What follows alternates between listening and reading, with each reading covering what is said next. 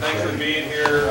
This is part of the Your Entrepreneurial Lecture Series. My name is Mark Drucke. I'm the Director of Technology Partnerships here at Florence Tech. My role is really a business development role for the university and a relationship role for the university. So I work with business, industry, government to bring them into the university for work on projects. And one of the projects that's near and dear to my heart and to the university is entrepreneurship.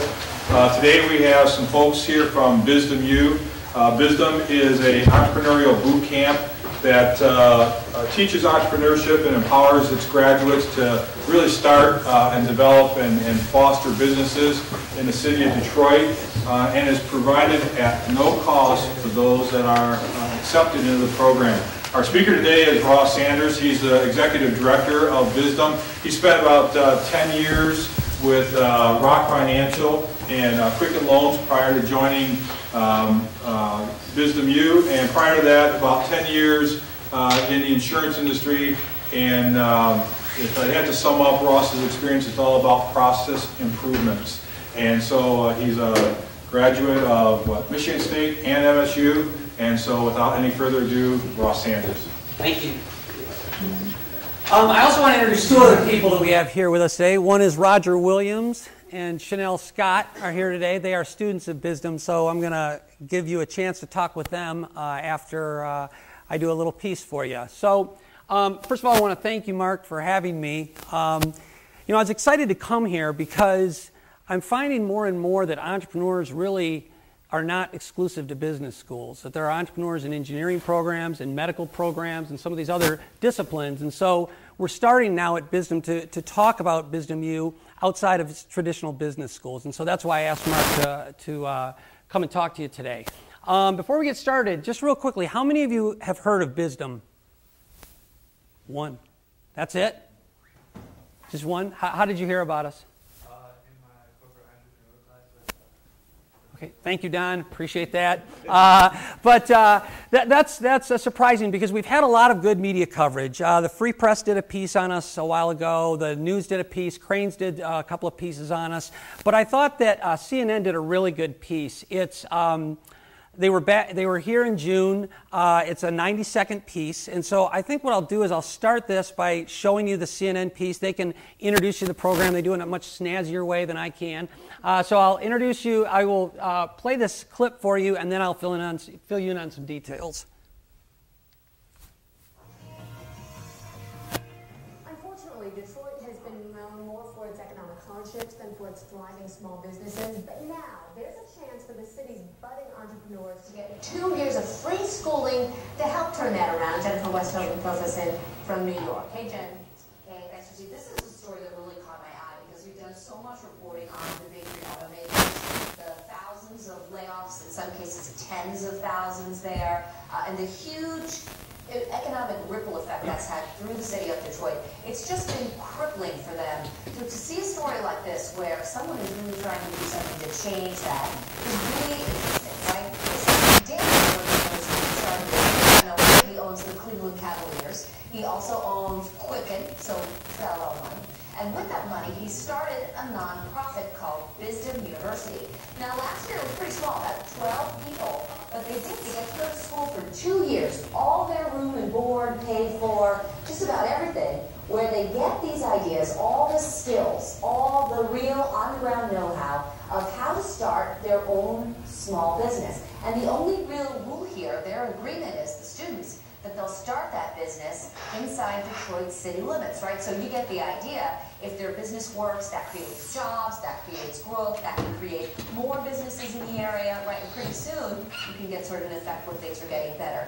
Gilbert has even, aside from just the university, he's put $10 million of his own money into like a seed pool. So each one of these businesses, when they start, they get about $25,000 or more, even a lot more sometimes, to start their business with. So very interesting. A lot of other people are taking notice. Magic Johnson, who, the basketball player, he's got a big commitment to turn things around in cities. He stopped by to inspire some of the students. He's been starting up Starbucks and movie theaters. This year they aim to get a little bit bigger, 20 students, and hopefully they'll keep on growing. Each business gives some money back to keep the program going, not to the damn Gilbert, right? That is just awesome. All right. So pretty good introduction to the program. I think it really captures the essence of Bizdom. Let me get into some details here now. So how does Bizdom U work? We're an entrepreneurship academy that really has three elements associated with it. We're Detroit-based, which means we're located in the city of Detroit. We're on Wayne's campus. We have no academic affiliation with Wayne. We lease space there, but we're Detroit-based. We're provided at no cost to students. The clip got that right. Dan Gilbert pays for tuition, room and board, meals, laptops, Blackberries, really everything associated with the program. And then we're also the result of national research. We visited urban entrepreneurship programs in Detroit, Cleveland, Denver, LA, the National Foundation for Teaching Entrepreneurs, really went all around the country visiting urban entrepreneurship and taking the best components of these different programs and packaging them into one, and that's how we got Bizdom. It's a three-phase process to get through Bizdom. It starts with that red triangle. First, we recruit folks, and we're looking for people who are entrepreneurs. We are not looking for entrepreneur wannabes or maybe somebody who got laid off from a job and thinks they may want to be an entrepreneur. We are looking for people who are entrepreneurs, who are born entrepreneurs, and they have to have some experiences that tell us that they are. And we're going to go into that in a little bit more detail in a minute. They also have to be at least 18 years of age. The average age of a Bizdom U student is actually about 26 years old. It's very difficult for somebody right out of high school to make it through Bizdom. We have a few, not many. They're kind of in a league of their own, and it's still hard work for them. So our average age is about 26. Folks come into Bizdom, and they come in for 3 days a week for 1 year, and they're in class from 9 to 3. Very demanding stuff, okay? They have homework at nights. They have homework on the weekends. It's only 3 days, but it's almost a full-time commitment. Okay, hard even to manage a part-time job. Very demanding. While they're in their academy, they're developing a plan for a Detroit-based business. That means three things. It means it needs to be headquartered in the city of Detroit, paying City of Detroit taxes. City of Detroit residents have equal access to all the products and services, okay? When they graduate, Dan's commitment to them is really kind of threefold. He's going to fund their business, and the clip got that right. He's going to provide them with at least $25,000, but his high end is really $500,000 to start their business, okay? Now that's based on performance, and they have to do well in the academy and some other things associated with that, but that's his funding commitment. He's also going to provide students with a minority share of ownership in that business, all right? But he's also going to give them larger shares of ownership over time as they hit certain performance goals, okay? So I could just give you an example. Let's say a student comes in, they do great in the academy, they need $200,000 to open up their business. Let's say at the beginning they have a 30% ownership, Bizdom has a 70% ownership. The reason Bizdom has a 70% ownership at that point is because they pay for all the training, it's all their funding up front. But if the student hits certain performance goals in their plan, maybe after the year 2, they have a 40% ownership, Bizdom has a 60% ownership. Maybe after year 3 or 4, they have a 60% ownership, Bizdom has a 40% ownership. So that ownership can gradually shift. Bizdom is always going to want to maintain at least a minority share of ownership in the business because we're going to use our share of the proceeds to seed our operations. We're a 501c3 nonprofit. And we're also going to use our share of the proceeds to seed a fund, which is also a 501c3 nonprofit that's going to finance future businesses developed by future Bizdom U grads. So the idea is to develop something that's self-sustaining, that launches waves of businesses over time. So who's behind Bizdom? The clip mentioned Dan Gilbert, and most people know Dan in the state of Michigan for the fact that he's the owner of Quicken Loans and Rock Financial. Nationally, he's known as the majority owner of the Cleveland Cavaliers. But really, he's got partnerships and relationships with a lot of different companies, and these are just some of them. This is what we consider our family of companies. We're really trying to bring the resources of these companies to bear on Bizdom. So this is where we get our mentors. This is where we get our guest speakers. A lot of our teachers come from these family of companies. Really bringing the power of these companies to bear on Bizdom. So, who enrolls in Bizdom? We're really looking for folks who have two traits. One is the bug for business, okay? People who are always identifying ways to make money, but also people who have the fortitude and the determination to open up a business and do the necessary things it takes to open up a business. Opening up a business is not easy. I mean, a lot of people have the dream to open up a business, but few people can really stick to it and actually do it, and we need both. So we thought that this cartoon aptly described the type of person we're looking for. You can see here all the king's horses and all the king's men. Instead of putting Humpty Dumpty back together again, they're cutting a deal for an omelet franchise. I mean, those are the types of people we're looking for. It's a rigorous application process to get into Bizdom. It goes like this. We have everybody come to an informational meeting, and you're kind of at one now. We present this information to folks. We tell them how demanding it is. I want to be able to tell them when they're in the academy and They're suffering that I told you it was going to be demanding. So we make them come to this informational meeting, okay? Then they have to submit an application. It's a small application. They go through a phone screen, which is about a half hour. If they make it that far, and there's dropout at all different points, obviously. But if they make it that far, then they make it past the phone screen, then they have to submit an extended application, which is about 8 or 9 pages, includes a personal essay. We grade that. If they make it beyond that, then we have a 2-hour interview with them, which is scored, has standard questions that we put in there. If they make it through that, we do another 2-hour interview, which asks kind of another line of questions. After that, we do on-site assessments in reading, writing, and math. We do 6 background checks. If it's legal, we do it. We do drug testing. We do reference checks. We do references of references. Then if you get that far, we have folks present to a panel of people who represent Bizdom, some students, some staff, as to why they want to be in a Bizdom. And if they pass that, then Dan Gilbert has final approval as to those who get in. So it's a rigorous application process, but it needs to be, because folks get a lot by being involved in the academy, and we're really trying to vet out folks that aren't going to make it. And so that's critical to us. Our students are our greatest resource, and so we got to make sure we're getting the best people. So who is in our class? This is a picture of our inaugural class. A little bit about these folks. Like I said, 2 of them are, Chanel and Roger are here to talk to you as well. But average age, like I said, 26. Probably 50% of these people were born in the city or grew up in and around the city. A few are from the suburbs. We had a few from out of state. Probably 50% of these people have their bachelor's degree. Some do not. Most of our new students coming in have bachelor's degrees. We actually, I think, have one that's working on a master's degree. Probably 80% of these folks have managed a small business in the past, maybe tried one, maybe it failed, or for whatever reason, and that's okay, because that's what entrepreneurs are supposed to do. They're supposed to try. And so, but they have some experiences that tell us that they're entrepreneurial in nature. What is our approach? We like real-world projects. This is not the type of academy where you're going to come in, you're going to read a book and take a test, okay? I mean, we have a little bit of that. There's a little teeth gnashing when we do, but we have a little bit of that, okay? But primarily, we want to learn by experiences, okay? So, for example, our sales class. We took our class, everybody got coaching on sales, and then we divided the class into 3 teams, and they had to go out to a mall over a weekend and sell products. And the team that sold the most products, won the competition. Our e-commerce class, again, we divided the class into 3 different teams. They each got $500. They had to set up we gave them a product to sell. They had to set up an internet, take cash over the internet, set up a storefront, and set up e-commerce businesses.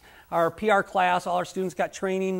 We sent them through a simulated TV interview, radio interview, print interview, because when you go to launch a business, you're going to need to do PR to get some advertising out there, so it's important that they know how to do those things. So we strongly believe in learning by doing. The other thing is we like to get the students outside the classroom. Dan has taken many of them on trips with him to Cleveland. He will shadow them at a marketing meeting, catch a Cavs game, something along those lines. Some of them got to go on the jet. I've never been on the jet. They all get to go on the jet. But anyway, he'll take them with him. He took 2 students to China and a couple of months back to see the development that's going on there. The students have testified to the House Commerce Committee in Lansing on their experiences in entrepreneurship. So we try to get folks out of the classroom and doing things. And then we have projects too, and that's a picture of the projects going on there. We have a lot of different projects, and the students get points for these different projects. And then at the end of the term, we have the winner, and then they get a prize, and we do some special things for them. But it kind of keeps the competition fun and friendly and upbeat. We also have grades that are not public knowledge, and that the students get as well. Our textbooks look a little different. We don't have a lot of Accounting 101 or Econ 200. More of the textbooks you'll find on the shelves of Barnes & Noble.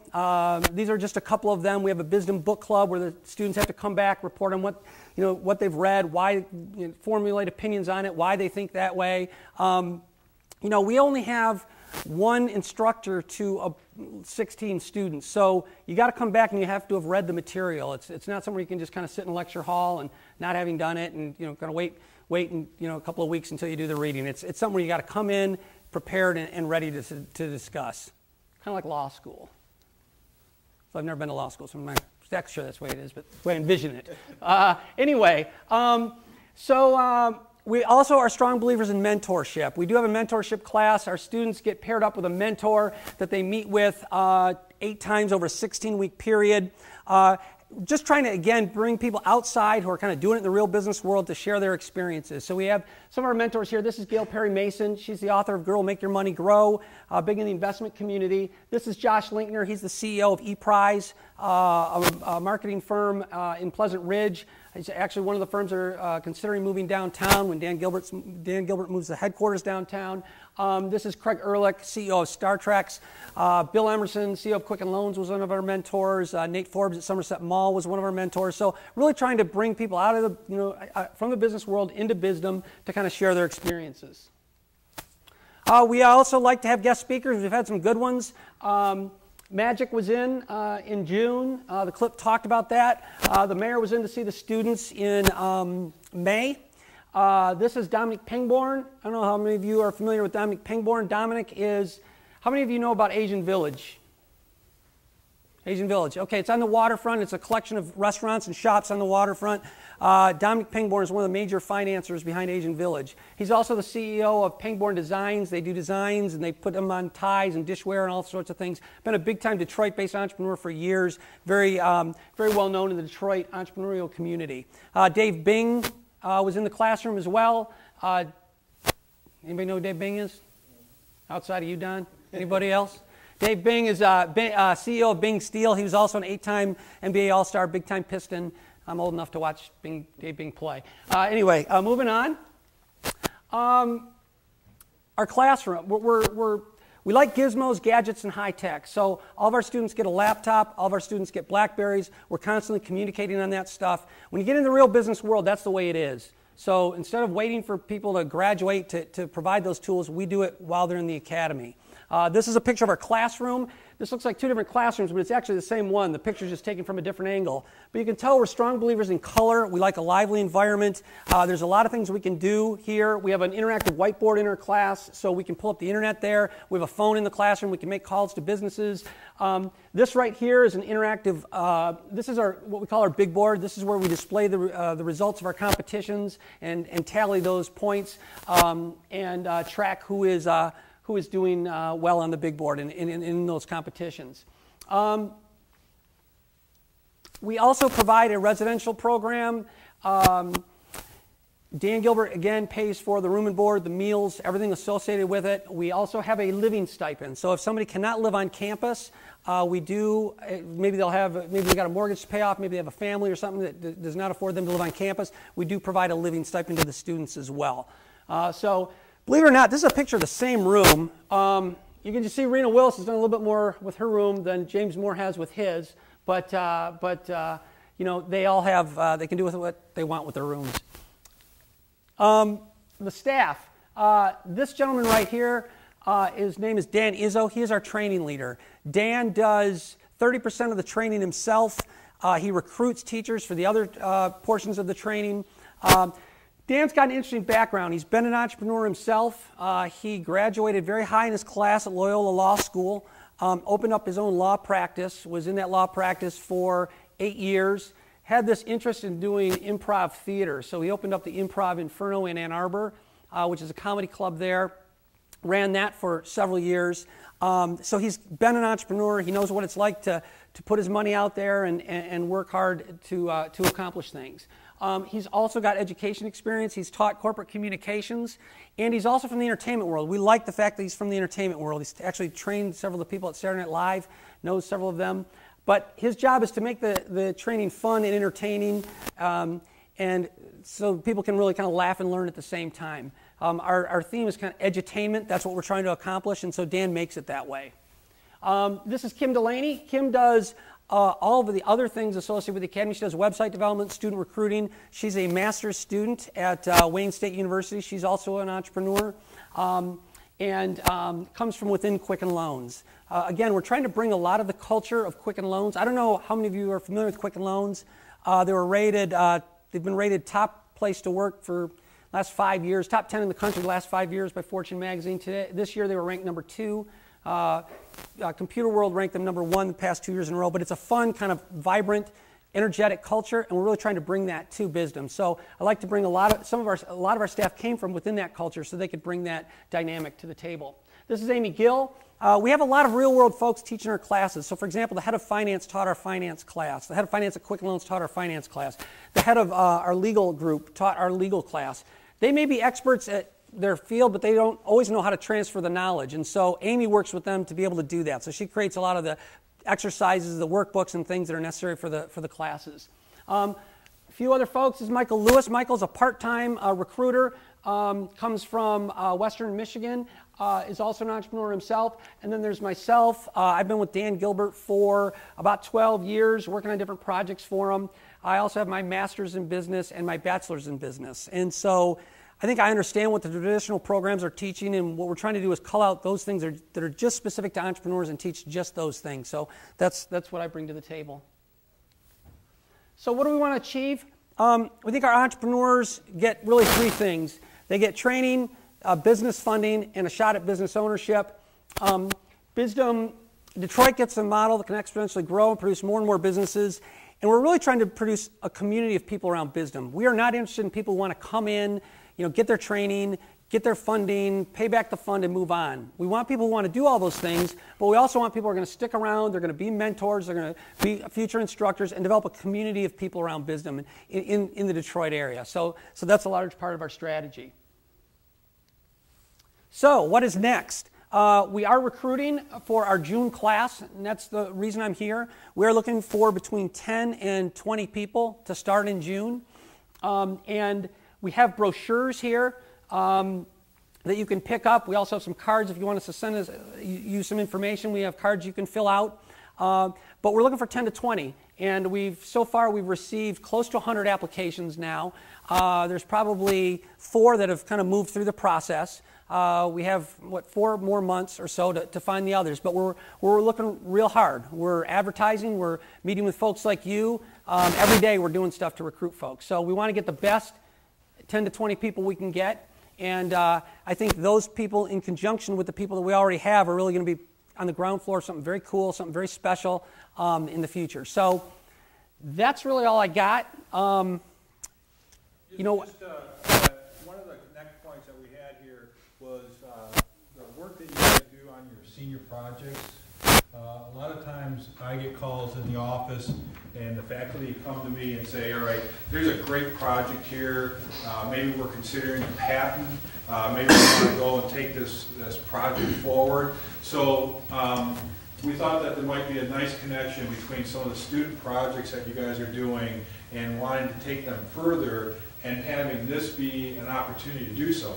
Or if you had ideas that were not part of a senior project, but just had your own ideas that you bring. Here's another venue to really take them forward and develop them. So with that, I just wanted to turn it over. I'm glad you mentioned that. I mean, I've seen some of the senior engineering projects, both at Lawrence Tech and some of the other universities, and I just think some of these projects are very marketable. They are things that could be taken to market, and it just doesn't seem to me to make sense just to leave them there after people develop them. So I think there's a great opportunity there. I mean, not everyone would work, but I think there's several that would work. And so for those of you who are working on a senior project and have some interest in doing that, I think Bizdom is a good alternative. Maybe you're working on a senior project, you don't want to be an entrepreneur, so maybe you partner with one of our entrepreneurs and you become part of a startup company to do that. So there's a lot of different ways to leverage that, and I'm glad you mentioned that, Mark, because that's a big connection there. That's all I got. Do you have any questions for me? And then I'll let you ask questions of Roger and Chanel. Roger and Chanel, why don't you come on up here now? We can just take questions. This is Roger Williams, like I mentioned. Roger has been with Bizdom since September of 2007. And Chanel has been with Bizdom for over a year now. She's our first class. She'll be graduating, that class will be graduating in July and launching businesses between July and December, somewhere in that time period of 2008. Can you tell us about your businesses real quick? Yes, I'm a former teacher. I taught high school math and middle school math. Now I'm working, actually it's me and another person in the class working on pre-licensing school for insurance, real estate, and some other things. So we're going to be opening up a pre-licensing school in downtown Detroit. I'm Chanel, and my interests are in like fair trade and organic products. So I'm doing an internet marketplace for organic and fair trade products. I'm going to pair the buyers and sellers of these things. If you're interested in web development, anyone with that background, please give me your information. I'm looking for developers right now. So any questions for any of us? Any entrepreneurs out there?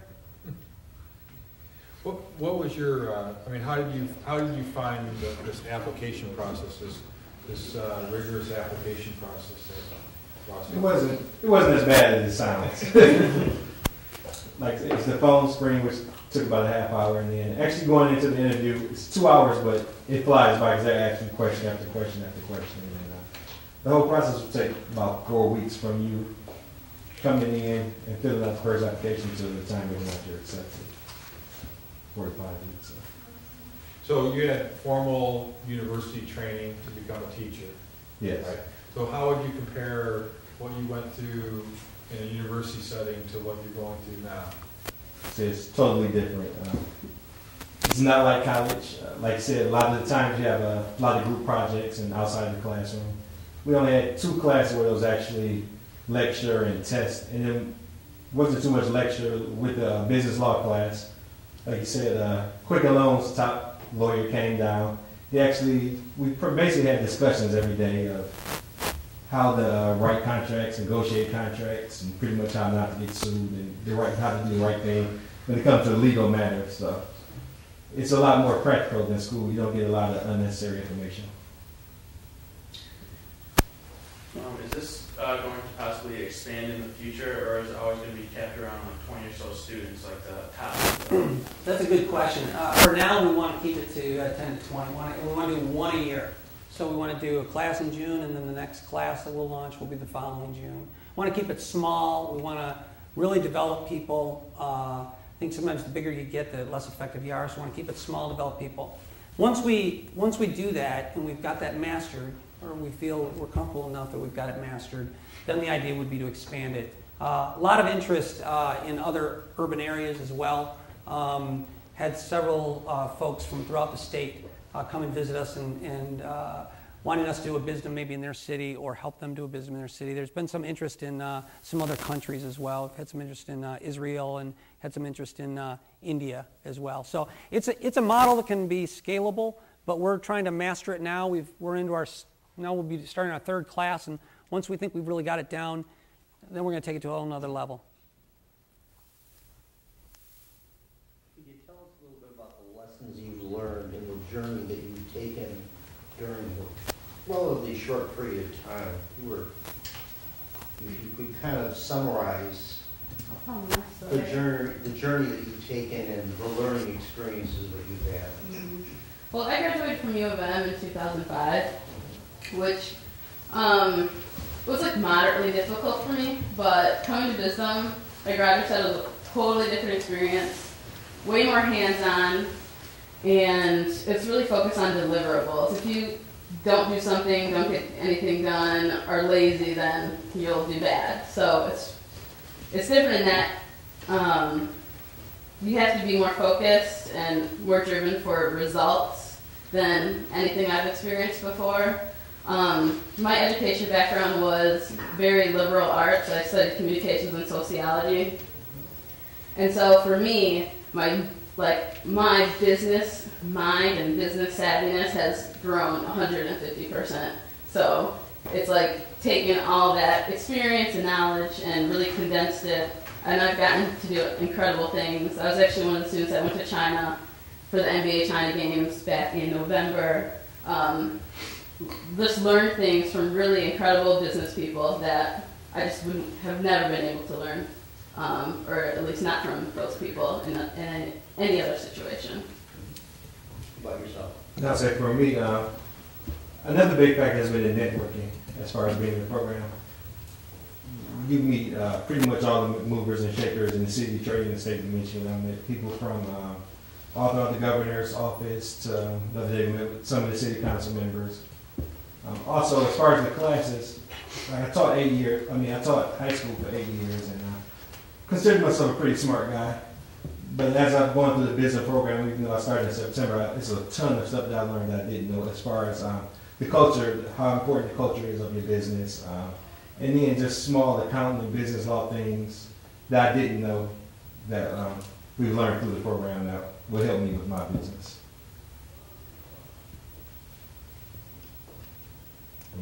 You've got an engineering group out here. You've got all kinds of ideas that are always surfacing, and hopefully we can hear from a few of you that are involved in some of the projects that you're currently developing now.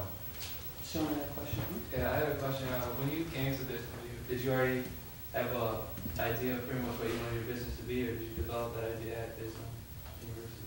My idea totally changed. It started as one thing, it's kind of in the same field, but one thing that we learned about along the way is leverageability. How can you make your business more scalable and make it grow faster, reach more people? So I've changed it in that way. Mine's also changed. Came in thinking about a wine bar starting, and I went from a middle school, charter school, and now we're doing the pre-licensing. We did some surveys and talked to some people and figured out that there were none in the city of Detroit. And also, if you put it online, it's cheap, and you can make a good profit as needed in the city of Detroit. So. The other kind of thing there is that we really don't focus on the ideas as much, because as we recruit people, if we recruit them based on their idea, and then there's a patent on that idea, then we're stuck with them, right? So we're really trying to focus on the person. We're trying to focus on people who can implement a variety of different ideas. And we probably want people who are going to implement a variety of different ideas over their lifetime. We're looking for kind of serial entrepreneurs, so people who may not just launch one business, but launch 2 or 3. So we think if we can focus on the people and get the right behaviors going, that there's any, the possibilities are endless. Can you talk about engineering and innovation that leads into that? Sure. As far as what I've seen in the schools, we've like I mentioned, visited with Mark and Don for a while. I have seen a booklet of the senior engineering projects. I think there's some very interesting things in there. I saw a rear view mirror that gets the blind spot. We've seen a very cool way to use a cell phone to shop. I've just seen some very innovative projects out there. I saw something with a vent. It was a vent that they use at home, a home vent. I don't know if call it home vent, an industrial commercial vent, or home vent, but whatever it is. It's a vent you put in your house, but the engineers had designed it a certain way so it was much more efficient than other vents that are out there on the market. They took one from Lowe's and I think Home Depot, and then they produced their own vent. And with different engineering things that they did, I'm not an engineer, so I don't know exactly how they do it all, but different things they did, they made this event much more efficient. So it saved $30 per room per year. Well, that's a big savings. And why that isn't on the shelves of Home Depot, I'm not exactly sure. But the people who designed that vent, the engineering students who designed that vent said, okay, great, we designed this great vent. I mean, they tested it, it's all there. And then they went out in the working world, and that vent's sitting there. And nobody's doing anything with it. And in my mind, that's a lost opportunity there. So the idea is, I've seen a lot of these. I've seen it at Lawrence Tech, I've seen it at U of D, I've seen it at Wayne State, and I just think there's some opportunities within the engineering schools if people are entrepreneurial minded and want to pursue those. Yes. Yes, how in depth do you get with business startup as far as figuring out overhead and how much things are going to cost? And is that a big part of the program? Mike, you want to cover that one? Go deep or go to sleep. That's one of the sayings we have. Go deep or go to sleep. We nail things down like to the T. Ross is like the master of detail. He will figure everything out, and if there's a question left, he will have 7,000 notes, and you're like, why didn't I think of that? But yeah, we just did a round of feasibility analysis, which was really like the first step in getting your idea together, kind of getting through the structure. And then from there, you just keep drilling down, getting as much information as possible, really setting yourself up for success. You want to know all the things before you have the money in the bank and no one's knocking on the door to buy your stuff. So you're also in the class. The other classmates are constantly going over your pitch for your business. So you might want to go over your financials. So sit there, go over your financials, go over your market, who's your target market. So everything is real detailed. So when you're ready to launch, it should be pretty tight. Is Bizdom always going to have a percentage of partnership in a business? I mean, we always want to have at least a minority share of ownership in the business. We always want to have at least a minority share of ownership in the business. I mean, to say that we will always want ownership, probably can't say that. There'll probably be options where the business could be purchased or something along those lines, or a student wants to buy, a graduate wants to buy us out of the business, and we know them, we've been around for a long time, and can do that. But right now, our goal is to have a minority share of ownership in that business. For the life of the business. Yes, for the life of the business, because we want to use our share of the proceeds to seed this fund that's going to seed future businesses. So the idea is to develop that fund so that other students can come in and reap the same benefits of that. So that's the goal. So really the goal is to create businesses, high-tech, leverageable businesses in the city of Detroit. And we think that self-sustaining model, by using our share of the proceeds to do that, gets us there. There's also been some business funding money. So for if you need to go out of state to research a company that's similar to yours, they're usually pretty good at you writing a proposal and they give you the money to do that, or you need a license and they give you the money, you write a proposal, they give you the money for that license. Could you talk just about, you saying you want entrepreneurs, and in our new vision for the university, it talks about developing leaders with an entrepreneurial mindset and a global view. Can you just talk a little bit about, you mentioned like fortitude, you're looking for fortitude. Can you just elaborate a little bit more on what that entrepreneurial mindset is to be successful? Yeah, I mean, I'll let them comment. I'll comment on it, and then I'll have these guys comment on it too. I mean, when we recruit folks, trying to identify how entrepreneurial they are, I mean, a lot of times you could tell based on what they've done. Primarily, that's the main thing. But who else do they hang out with? Do they hang out with other entrepreneurs? What websites do they go on? What books do they read? Like, how really entrepreneurial are they? I've talked with some, what books do you read? Harry Potter. Well, that's great. My son reads it, but not an entrepreneur, or doesn't identify you necessarily as an entrepreneur. So we do a lot of that. As far as the fortitude piece, I mean, it's just difficult to open up a business. I mean, the statistics of successful business openings are not good, okay? Takes a lot of fortitude, takes a lot of energy. Just watching Dan Gilbert do it over the years. I joined Dan Gilbert when the company was about 250 people. It's now 4,000. I know how hard he works, and I know how determined he is. And, so you got to do that in order to be successful. That's kind of what we're looking for. And if we make the academy that hard, then chances are that when people leave the academy, that they will be able to do the same thing outside of it. You definitely have to be self-motivated. That's number one. There's not going to be anybody there just pushing you, saying you have to do this. You get some assignments, they say, research this, then it's up to you to go out on your own and research that. So self-motivation is definitely something you need to have. I think that's one of the most important in somebody. If you can be if you are a self-starter, that's going to make a huge difference.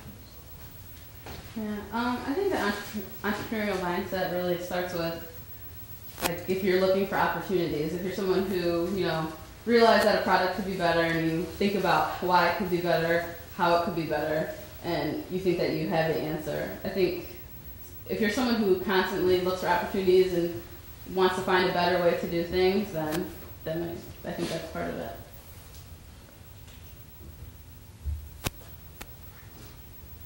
Any other questions? Yeah. Did you ask one? Oh, no. There's a chance within the partnership if you want to do the program?